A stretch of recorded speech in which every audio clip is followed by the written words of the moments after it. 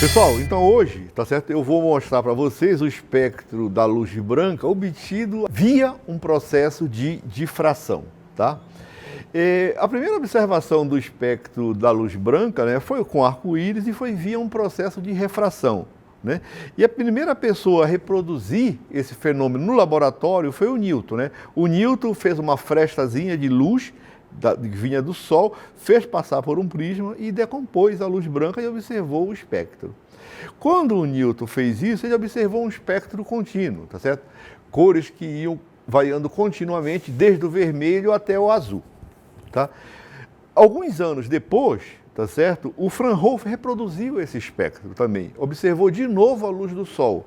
Mas agora, o aparelho que o Fraunhofer tinha muito mais resolução.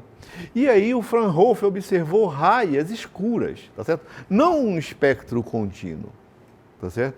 O Fraunhofer ele era construtor de instrumentos ópticos, tá? Então ele não se preocupou muito em descobrir a origem dessas linhas. Essas linhas foram elucidadas depois, tá certo? Pelo Bunsen e pelo Kirchhoff. Mas ele também tirou proveito disso. Aqui tem duas linhas muito intensas, duas linhas que estão na região do amarelo, tá certo? Ele começou a medir a qualidade dos instrumentos dele usando essa faixa de comprimento de onda, aonde estavam localizadas essas linhas. E aí os instrumentos por ele construídos ganharam muita reprodutibilidade, tá certo? Isso aqui é uma grade de difração que ela foi fabricada pelo Fraunhofer. São vários aramezinhos, vários fiozinhos bem fininhos de ouro colocados um do lado do outro, tá certo? E através dessa grade você podia observar o espectro da luz, tá certo? Com grande resolução, tá? Vamos voltar à nossa discussão lá da difração. Então vamos pensar o seguinte, você tem um laser vermelho e coloca um cabelo na frente dele, você observa radiação, você observa a luz onde você não deveria observar, via o processo de difração. Não deveria ter luz nessa região, toda a luz devia estar aqui. Mas como a luz se comporta como uma onda, ela difrata e aparece luz nessa região, tá certo? Se você for monitorar essa intensidade, tá certo, em função da posição, é uma coisa desse tipo, tá? Existe um ponto muito intenso no início, tá certo? Aqui no centro, e depois outros pontos menos intensos, tá certo? Quando você vai se afastando dessa direção aqui, tá? Se você trocar esse laser por uma fonte de luz branca, você vai observar uma coisa desse tipo, tá certo? Isso é uma coisa difícil de se observar, mas aqui você tem a difração de ordem zero e aqui você vai tendo outra difração de outras ordens. E você vai observando que existe uma separação das cores também via um processo de difração. Esse processo ainda não é muito nítido, mas eu vou mostrar para vocês uma maneira que você deixa esse fenômeno, tá certo, da difração muito nítido para observar um espectro de luz branca. Se você aumenta o número de cabelos, tá certo, um do lado do outro, ou o número de aramezinho, ou o número de fendas, você começa a ter uma coisa desse tipo aqui. Tá? Então aqui é com um cabelinho ou uma fenda, é a mesma coisa, tá certo? Usar o cabelo ou a fenda. Aqui são com 9 fendas, 36 fendas e 100 fendas. O que você vai observando? Você vai observando o seguinte, quando você tem mais fendazinhas, tá? Essas linhas aqui, elas vão ficando mais finas, tá certo? Tá? É isso que acontece. Por que acontece isso? Vamos pensar um caso em que você tenha duas fendas. Tá certo? Então você joga a luz aqui, a luz difrata numa fenda, difrata pela outra fenda, e você vai ter dois perfis de difração saindo das fendas. E esses dois perfis de difração, tá certo? Eles vão interferir de maneira construtiva e destrutiva, tá certo? Dependendo se eles estão em fase ou fora de fase, quando eles estão sendo projetados no anteparo. Então, quando você observa isso aqui, você observa esse processo aqui. Isso aqui é uma soma de um processo de difração mais um processo de interferência. Se você tem muitas fendinhas, você vai ter muitos processos de difração e muitos processos de interferência. E é isso que faz com que as linhas fiquem cada vez mais definidas, tá certo?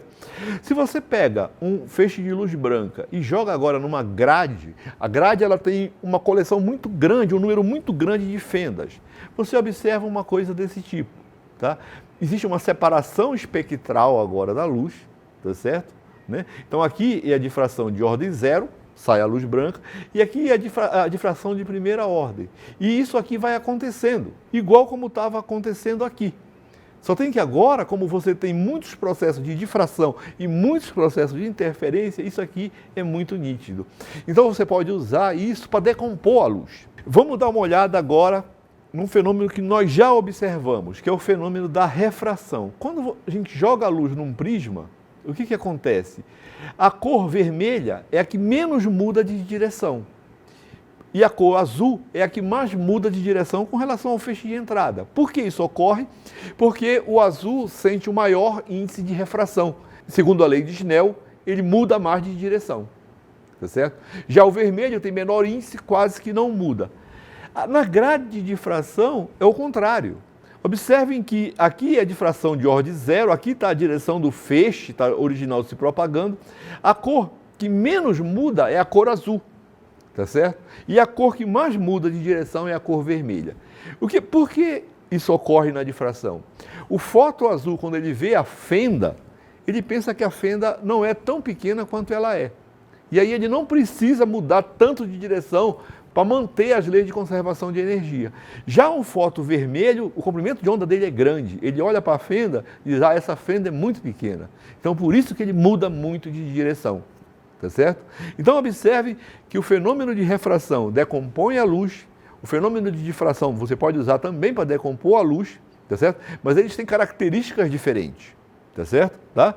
E é isso que nós vamos observar hoje. Eu tenho uma lâmpada de tungstênio aqui, uma fenda que vai definir a direção de passagem da luz, tá? Uma fenda grande, tem da ordem de milímetros, essa vai definir a direção. Aqui eu tenho uma lente, tá? E aqui eu tenho a minha grade de difração. E eu vou poder projetar o meu espectro aqui, tá certo? Então é isso que nós vamos fazer. Eu tenho a minha lâmpada aqui, tenho uma lente de foco mais ou menos 10 centímetros, tá certo? E aqui está a minha grade. E eu vou... Aqui vai ocorrer a difração de ordem zero, que você dá até para ver aqui. E aqui nós vamos observar a difração de primeira ordem do espectro, tá? Eu vou baixar agora a luz para que isso fique mais nítido aqui, ó. Então tá aqui, ó, tá? Então, isso aqui é difração de ordem zero, aqui difração de primeira ordem. Essa grade que eu estou usando, ela tem 600 linhas por milímetro, tá certo? Tá? Observem que a cor que menos muda de direção é a cor azul, tá? Diferente do prisma. A cor que mais muda de direção é a luz vermelha, tá certo? Tá?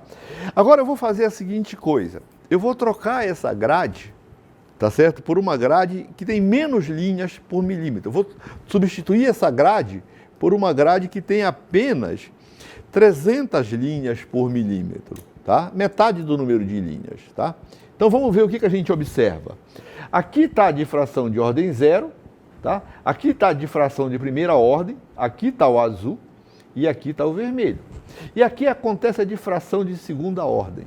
Então observem que isso muitas vezes, né, pode ser um inconveniente do fenômeno de difração, que aparece uma segunda ordem dos comprimentos de onda. Segunda, terceira, quarta e quinta, várias ordens, tá certo? No prisma não. O prisma ele decompõe a luz, tá certo? E ele não tem uma reprodução do espectro, tá certo? Então, em muitos casos, você tem que eliminar essa segunda ordem colocando um filtro que não deixe passar, tá? No entanto, a grade de difração, o poder de abertura espectral dela, certo? É muito grande, é muito maior do que dos prismas. Por quê? Porque não existe prismas que tenham um índice de refração muito grande, tá certo? A maioria dos vidros, tá certo, tem um índice de refração no máximo 2. E aí ele não consegue abrir muito o espectro. Já uma grade de difração, eu posso construir grades que têm 4.800 linhas por milímetro, tá certo? Então o poder de separação é muito grande. Esse tipo de instrumento, que são as grades de difração, que nós vamos usar para futuramente estudar os espectros de sistemas atômicos, tá certo? Então, muito obrigado e até a próxima.